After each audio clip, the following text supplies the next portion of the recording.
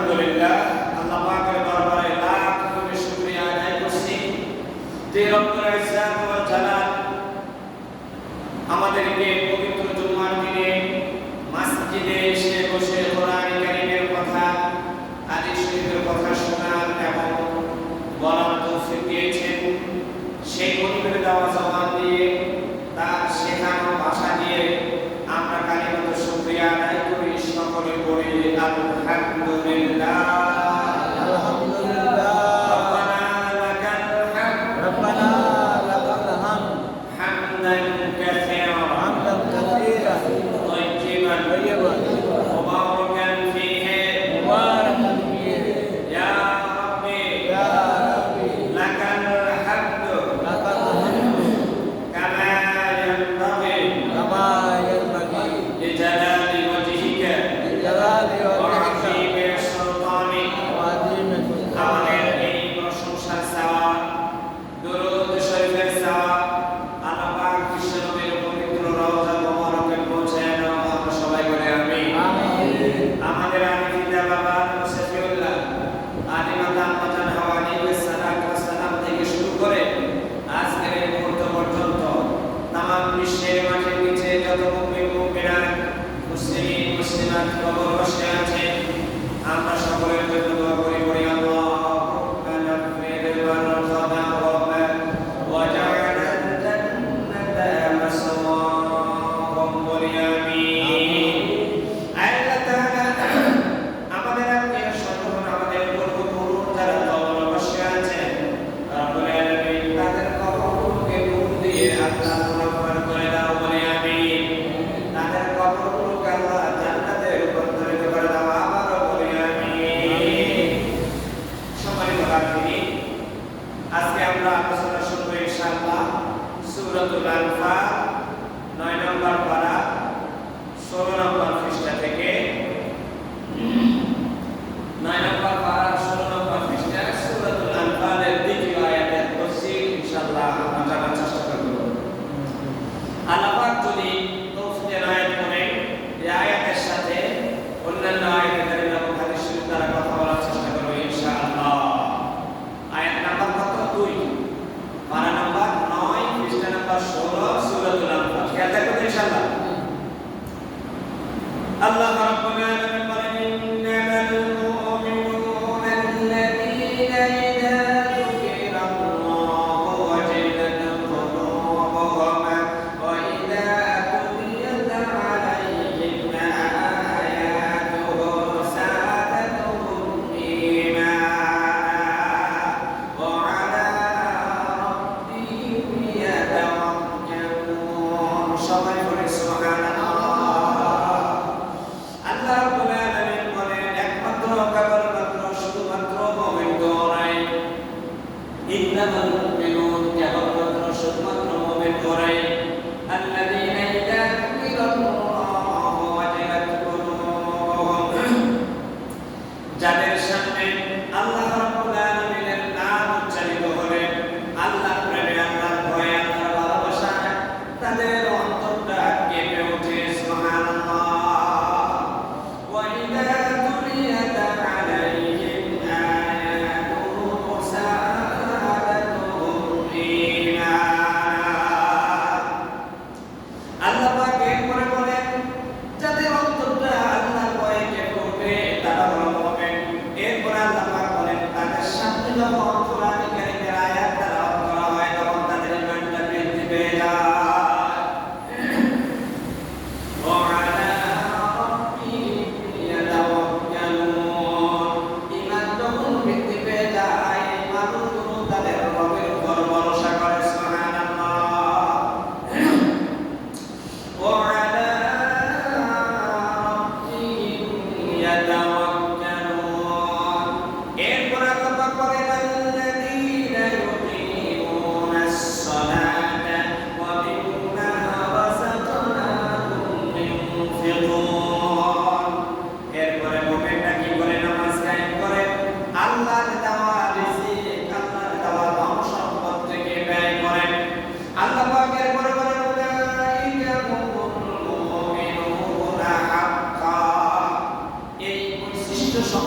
Quality সম্পন্ন মানুষগুলোই original মুমিন, সত্যিকার মুমিন। আল্লাহ পাক বলেন লাহুম দারাজাতুন ইনদা রাব্বিহিম। এই সত্যিকার মুমিন হওয়ার কারণে আল্লাহ পাক বলেন তাদের প্রভুর নিকট তাদের জন্য রয়েছে সুউচ্চ মর্যাদা। তারপরে রয়েছে রিজকুন কারীম, মাগফিরাতুন। 2 নম্বরে তাদের জন্য রয়েছে মহান ক্ষমা। 3 নম্বরে রিজকুন কারীম, তাদের জন্য মান সম্মান রিজিকের ব্যবস্থা রয়েছে। সুবহানাল্লাহ। তাহলে সূরাতুল আনফালের 2 নম্বর আর 3 নম্বর আয়াতের ভিতরে আল্লাহ পাক বলেন মুমিন তো ওরাই যাদের সামনে আল্লাহর নাম উচ্চারিত হবে, আল্লাহর ভালোবাসায়, আল্লাহর মায়ায়, আল্লাহর মহব্বত অন্তরটা কেঁপে ওঠে। 2 নম্বরে ওই মানুষগুলোর সামনে যখন কোরআন কারীমের আয়াত তেলাওয়াত করা হয়, কোরআন কারীমের আয়াত শোনার সাথে সাথে তাদের ঈমানটা বৃদ্ধি পেয়ে যায়। 3 নম্বরে ওয়ালা রাব্বিহিম ইয়াতাওয়াক্কালুন। এই মানুষগুলো তাদের রবের উপর, তাদের প্রভুর উপর ভরসা করে, একমাত্র তাওয়াক্কুল করে আল্লাহর উপর। 4 নম্বরে মানুষগুলো নামাজ কায়েম করে। 5 নম্বরে মানুষগুলো আল্লাহর দেওয়া ধন সম্পদ থেকে তারা নিজেরাও খায়, অন্যকেও খাওয়ায়, আল্লাহর রাস্তায় এই মানুষগুলো ব্যয় করে। এই 5টি কাজ যারা করে আল্লাহ পাক বলেন তাদের জন্য 3টি পুরস্কারের ব্যবস্থা আমি আল্লাহ করে রেখেছি। সুবহানাল্লাহ। 1 নম্বর হলো লাহুম দারাজাতুন ইনদা রাব্বিহিম। তাদের প্রভুর নিকট তাদের জন্য রয়েছে মান সম্মানের ব্যবস্থা, সুউচ্চ মর্যাদা।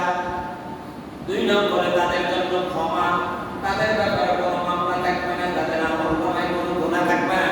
3 নম্বরে আল্লাহ পাক বলেন রিজকুন কারীম, তাদের জন্য রয়েছে মানসম্মত, রুচি সম্মত রিজিকের ব্যবস্থা। সুবহানাল্লাহ। তাহলে আমরা এই আয়াত দুটো থেকে জানলাম 5টি কাজ করলে আমরা বুঝতে পারবো আমাদের ঈমান আছে। কয়টি? 5টি বৈশিষ্ট্য থাকলে বুঝতে পারবো আমাদের ঈমান আছে। এই 5টি বৈশিষ্ট্য যদি না থাকে তাহলে আমরা নামে আব্দুর রহিম, আব্দুল করিম, ইব্রাহিম বলি, ইসমাইল, জমিউল্লাহ হতে পারি, নামে মুসলমান হতে পারি, কামে কিন্তু আমরা মুসলমান নই, কামে কিন্তু আমরা মুমিন নই। আল্লাহ পাক বললেন 5টি বৈশিষ্ট্য থাকলে বোঝা যাবে না ঈমান। এই আয়াত দুটোর অর্থ তাফসীর অনুযায়ী কয়টি বৈশিষ্ট্য?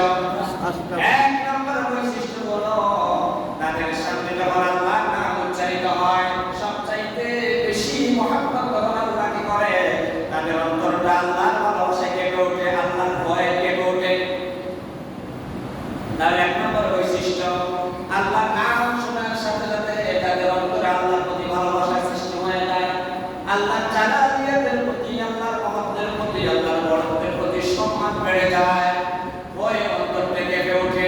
এটা হলো 1 নম্বর বৈশিষ্ট্য।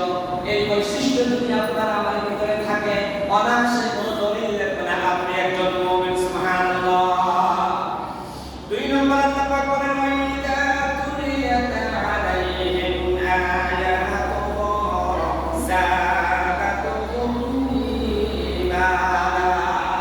2 নম্বর হলো আপনার আমার সাথে যখন কোরআন কারীম তেলাওয়াত করা হবে, মনোযোগ সহকারে আমরা শুনবো, সাথে সাথে যখন দেখবো আমাদের ঈমানটা বৃদ্ধি পেয়েছে কোরআন শরীফের প্রতি, আল্লাহর প্রতি, আখিরাতের প্রতি, তখন বুঝতে পারবো আমার আপনার ঈমান আছে। সুবহানাল্লাহ। 3 নম্বর আল্লাহ পাক বলেন ওয়ালা রাব্বিহিম ইয়াতাওয়াক্কালুন।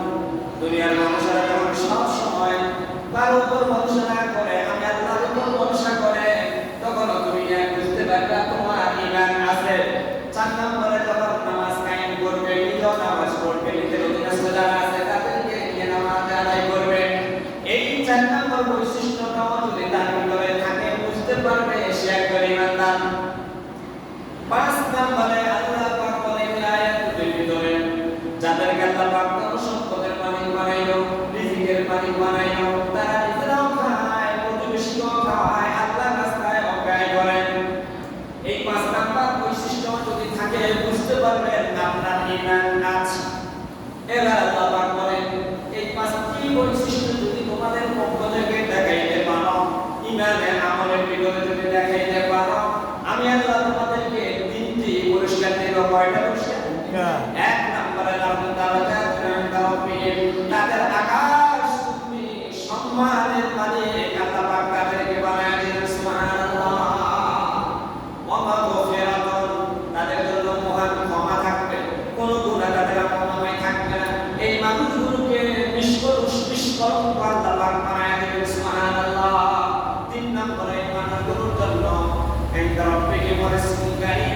তাদের প্রভুর পক্ষ থেকে মান সম্মত রিজিকের ব্যবস্থা করা হবে। সুবহানাল্লাহ। এবার ইমানের থার্মোমিটার দিয়ে আপনি এবার ভেবে দেখেন আমার আপনার ইমান কতটুকু আছে। বিশ্বনবী জনাবে মুহাম্মদুর রাসূলুল্লাহ যখন তাদের কাছে বলি সাল্লাল্লাহু আলাইহি ওয়াসাল্লাম, আপনার মানে ভাই বিশ্বনবীর নাম শুনতে কি করতে হয়?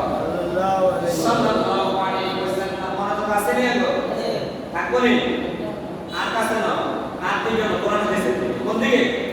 কোরআন হাদিসের দিকে। বিশ্বনবী বলেছেন বিশ্বনবীর নাম শুনতে সাল্লাল্লাহু আলাইহি ওয়াসাল্লাম করতে হয়। পরিসরে সাল্লাল্লাহু আলাইহি ওয়াসাল্লাম। আল্লাহ রাসূল বলেন ওই ব্যক্তির চাইতে কি ফল আর কেউ নাই, যেই ব্যক্তি সামনে আমি নবীর নাম উচ্চারিত হলো আর সে আমার প্রতি দরুদ শরীফ পড়লো না। আবার পড়ি সাল্লাল্লাহু আলাইহি ওয়াসাল্লাম, সাল্লাল্লাহু আলাইহি ওয়াসাল্লাম। বিশ্বনবী জনাবে মুহাম্মদুর রাসূলুল্লাহ বলেন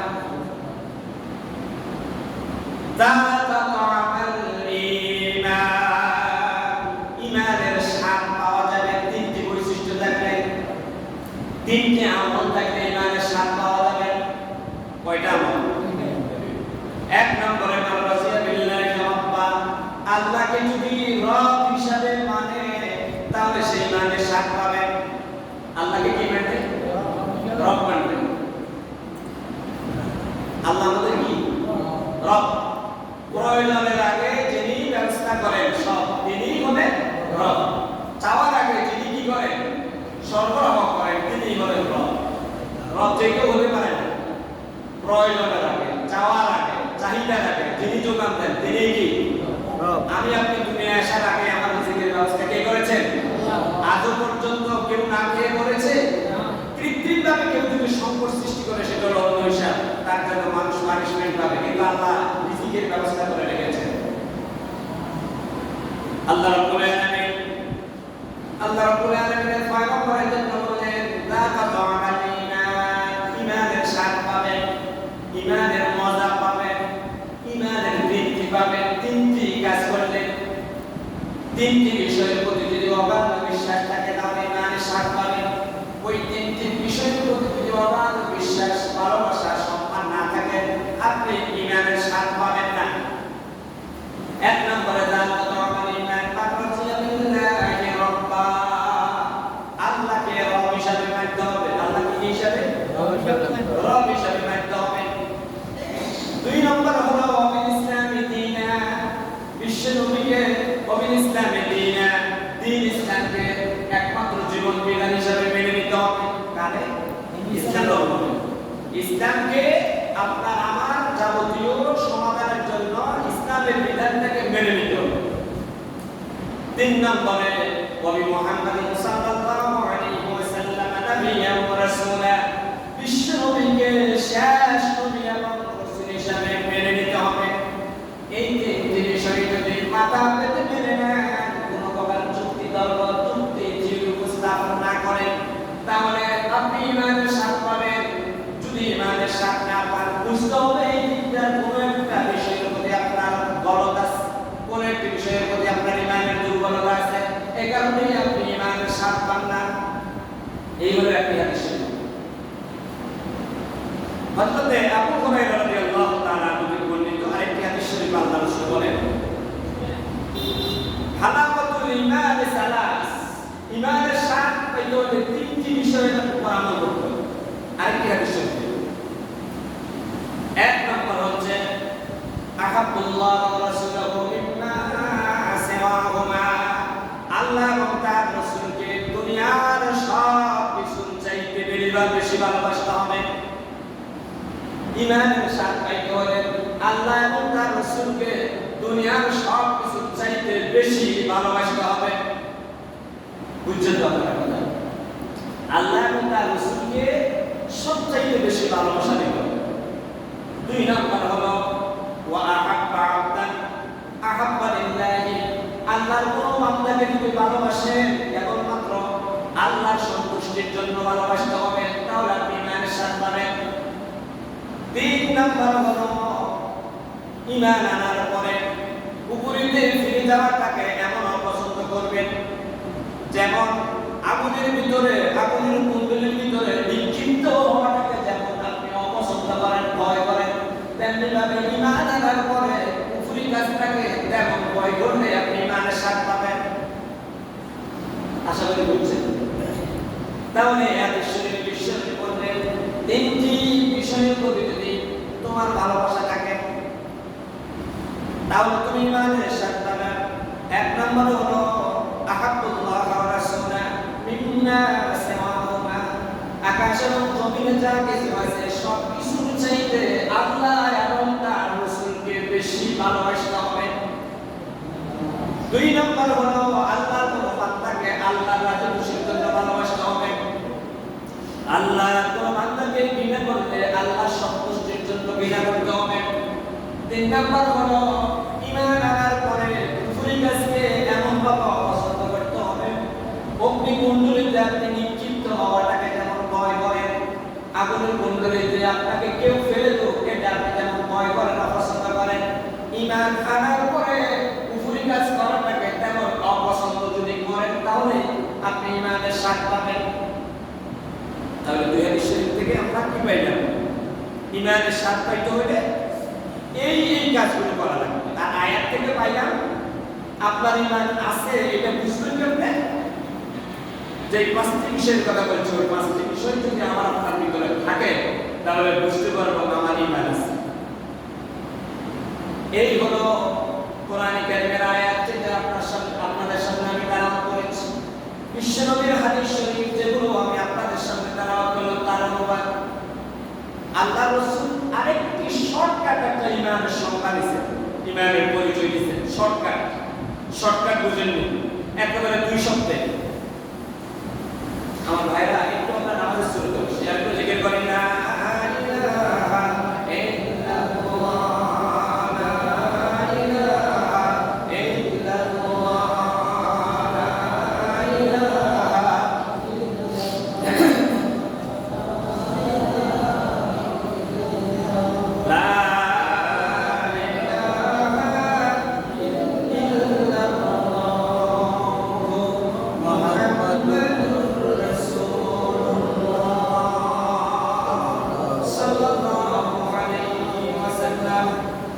তাহলে ঈমানের স্বাদ পাইতে হলে কোরআনে কারীমের সূরাতুল আনফালের 2 এবং 3 বিশ্বনবী জনাব মুহাম্মদ রাসূলুল্লাহ সাল্লাল্লাহু থেকে নিশ্চিত দুটি হাদিস শরীফের বাংলা অনুবাদ আমি আপনাদের সামনে উপস্থাপন করেছি।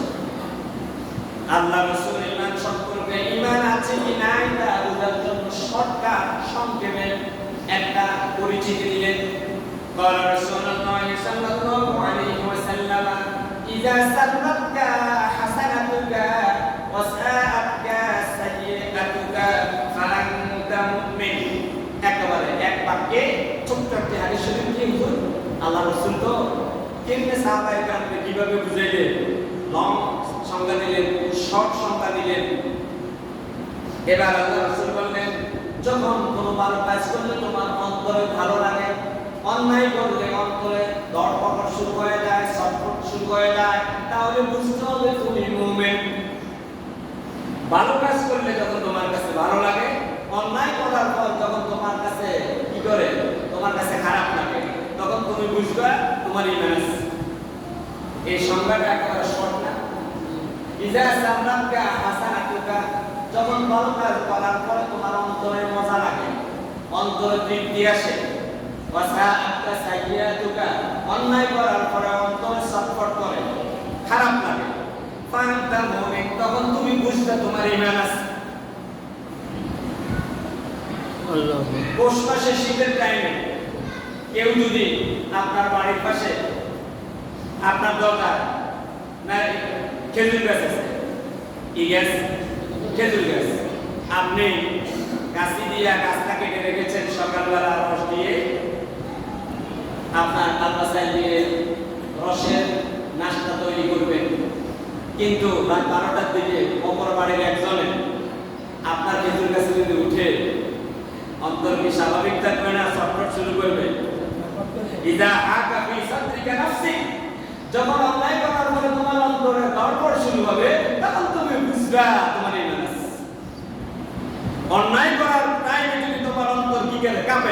করে ভাই আর ডক্টর লাগে এই ডক্টর লাগাটাই বুঝতে হবে আপনার কি আছে ইমান আছে সাসা কাছে সুপারি পড়তে যদি ডক্টর লাগে সাসি যদি দেই যায় স্বাস্থ্য ভাই যদি দেখি যে আমার ইজ্জত চলে যাবে চাচা দোকানের সাথে নির্জনে কথা বলতে গিয়ে যদি বাবির সাথে যদি পরকিয়া করতে যদি অন্তরে ডক্টর লাগে বুঝতে হবে আপনার ইমান আছে মসজিদে আসছে নামাজ পড়ছেন কোরআন শরীফের আলোচনা শুনছেন যতই শুনেন ততই ভালো লাগে কোরআন শরীফের তেলাওয়াত যতই শুনেন ততই ভালো লাগে তাহলে বুঝতে হবে আপনি মুমিন সুবহানাল্লাহ না ওয়াজও আর পাবে সুবহানাল্লাহ আর পাবে রংপুরে কথাই বল না বলে আমাকে ইমাম সাহেব আছে না ওজাও রাখবে নামাজও পড়বে আমরা ফাঁকা ফাঁকা কিছু টাকা পয়সা দিয়ে আসুন কি বলে না ইসলামের একটা সুযোগ নেই ইসলাম নেতৃত্বের জন্য ইমাম লাগে না হলে নামাজ আপনার রুকু আপনার সেজদা আপনার আত্তাহিয়াত আপনার তাশাহুদ আপনার কি বলেন তাহলে আপনার নামাজে কিছু কাজ আপনার আছে না কিছু কাজ আপনার আছে তো কিছু কাজ কি বেশিরভাগ তো আপনার আছে শুধু কেরাতে কাজ শব্দ আপনি যেগুলো সেরি সেরি যেগুলো উচ্চ আওয়াজে কেরাত পড়ে সেগুলোতে আপনি সুযোগ দেখবেন বাকি সবগুলোতে তো আপনার অ্যাটেন্ড করা লাগে প্রিয় ভাই সব যে কথাটা বলতে চাচ্ছি তাহলে আমার আপনার ঈমান আছে কি নাই তা বোঝার জন্য এই বৈশিষ্ট্যগুলো যদি আমার আপনার কাছে থাকে তখন আপনি বুঝতে পারবেন আপনার ঈমান আছে আমি প্রায় সময় আপনার কাছে দাঁড়ানো সাবমিট করি